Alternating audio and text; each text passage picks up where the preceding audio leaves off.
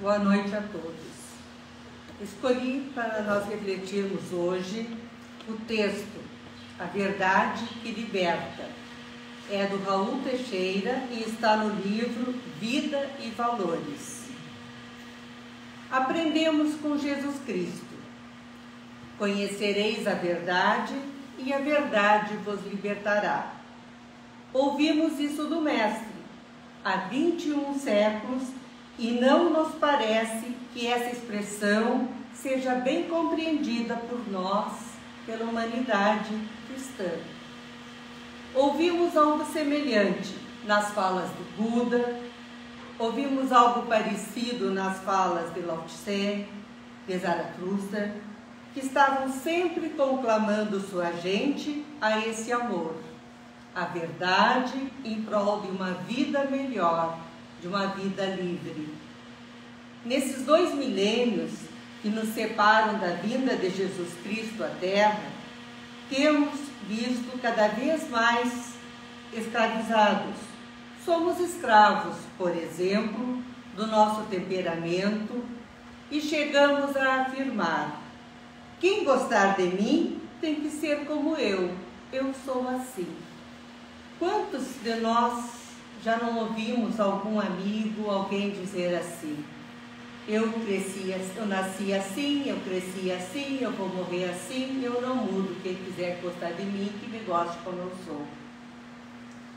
E, no entanto, essa pessoa está sendo egoísta, ela não está cumprindo o papel pelo qual veio aqui à Terra, porque nós viemos aqui para nos melhorarmos, para nos modificarmos, para aprendermos. E nós temos que aprender a reconhecer as nossas falhas e procurarmos mudar. Não podemos achar que nós somos os donos da razão. As pessoas não têm noção de que chegamos à Terra como somos, mas não é para que saiamos do mesmo jeito.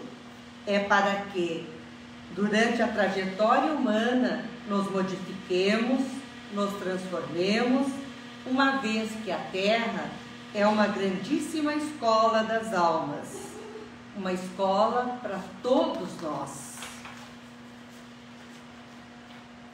Temos sido escravos do nosso temperamento, do gênio ruim.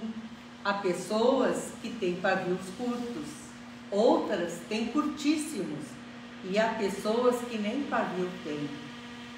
Mas como, se estamos na marcha para a liberdade, aprendemos o malefício do mau gênio, do mau temperamento, da irritabilidade, malefício sobre a mente, sobre o corpo, mas nos mantemos assim. E a gente tem consciência, a gente sabe quando erra, quando faz bobagem. E, no entanto, como é difícil dar o braço a torcer e procurar se corrigir. Há outros que são escravos dos vícios. Se não estiverem embriagados, não estão bem. Se não estiverem mal cheirosos de tabaco, dentes amarelos, bigodes, unhas amarelas, o tabaco vazando pelo sudorese, não estão bem. Existem aqueles que são escravos da marihuana, da maconha, da cocaína, do crack, do êxtase, de toda sorte de loucuras químicas ou bioquímicas, que a criatura vai achando no sentido de fugir de si mesma, fugir dos problemas do mundo, mas continua escravo, é escravo do vício. Não adianta, muitas vezes, dizer dos malefícios que elas estão provocando à própria saúde. Saúde cerebral, saúde mental, saúde orgânica, saúde de um modo geral. Nada vale lhe mostrar as amputações, os internamentos hospitalares, muitas vezes psiquiátricos, ou a própria visão da morte. Para quem é escravo dos vícios, parece que nada disso é verdade, até o dia em que ocorre. Então a gente sempre acha que vai acontecer com os outros e não com a gente. Mas ainda nos vemos escravos do medo. Há pessoas na Terra que têm medo de tudo. Medo de barata, medo da pandemia. Quantas pessoas durante esta última pandemia ficaram dentro de casa com medo de pegar, não saíam de dentro de casa e, no entanto, tiveram Covid mesmo assim. Então, o medo só nos atrapalha. Medo das doenças, pessoas hipocondríacas, que tomam remédio para evitar a doença, medo da sociedade, medo de sair à rua, medo de lidar com os outros, medo de se abrir, medo de amar, medo de ter filho para que os filhos não sofram. Tantos medos que cometem a gente, né? Às vezes a gente nem tem consciência de tantos medos que nós temos incutidos em nós.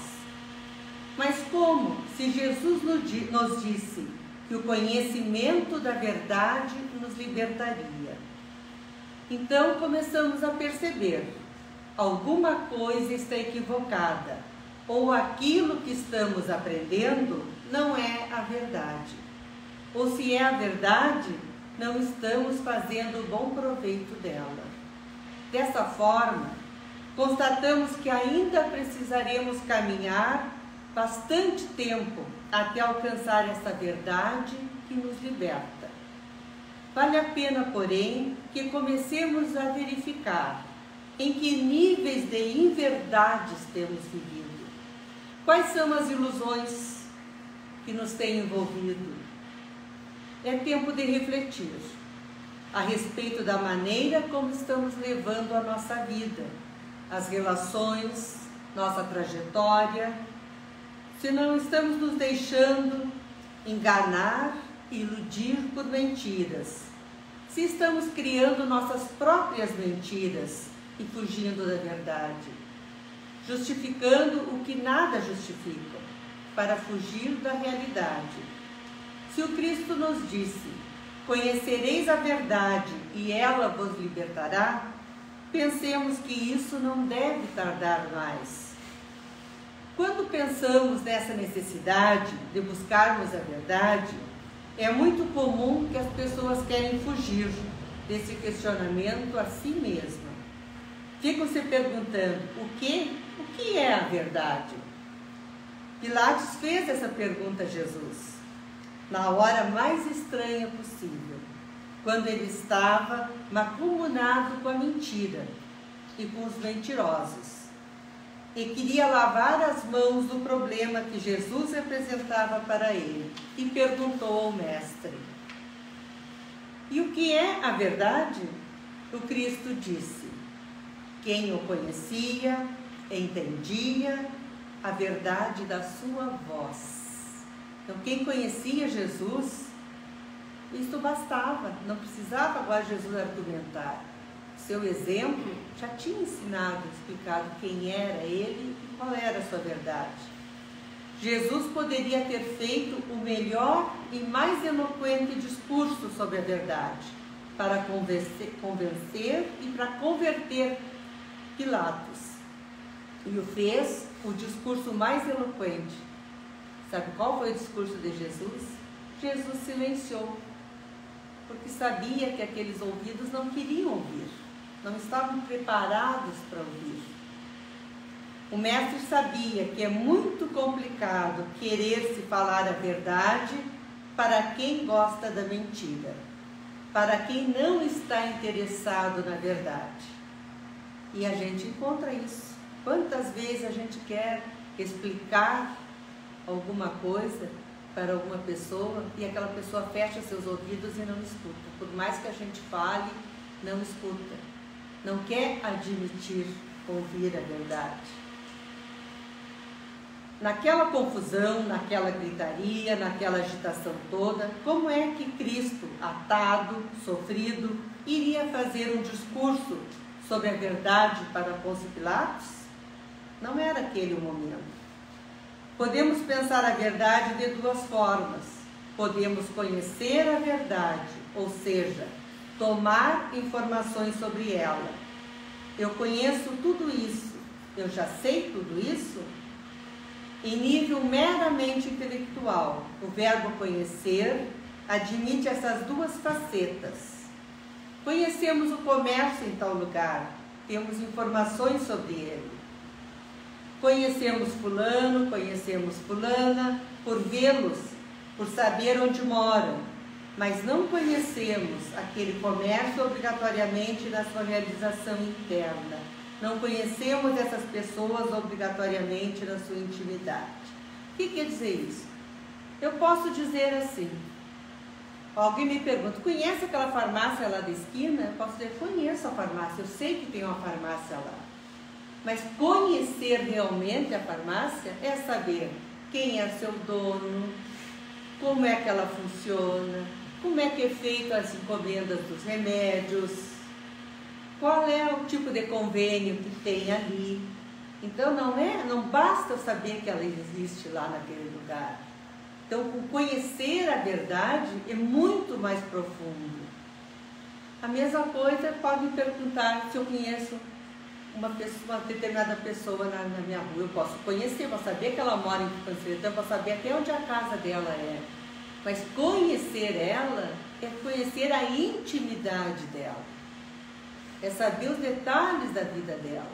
Então, o nosso conhecimento não nos liberta, porque às vezes o nosso conhecimento é muito vago. A gente tem uma noção das coisas, mas não conhece com profundidade.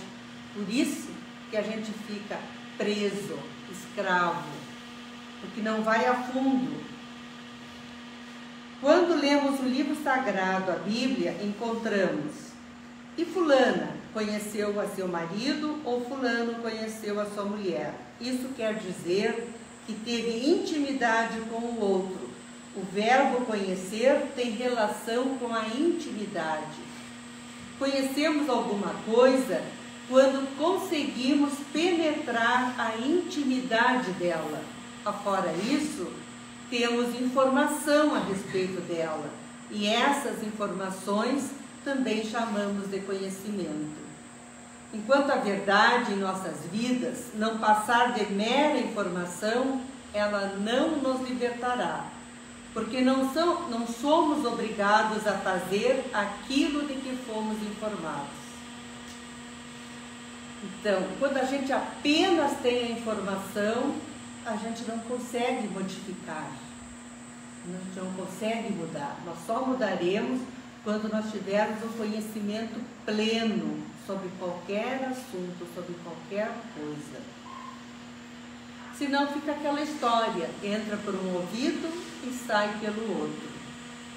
A verdade só conseguirá ser trabalhada, vivida por nós e por conseguinte nos libertar, quando for o segundo entendimento do verbo conhecer, quando tivermos a intimidade com ela. Quando a verdade passar a ser a nossa vivência, nosso estilo de vida, então, por amar a verdade, por respirá-la, por se sensibilizar com ela, a criatura humana conseguirá se libertar. E a gente sabe que tem pessoas que gostam de viver na mentira, que não sabem contar uma história que seja verdadeira. E pior ainda, quando aquelas mentiras é para se fazer de vítima.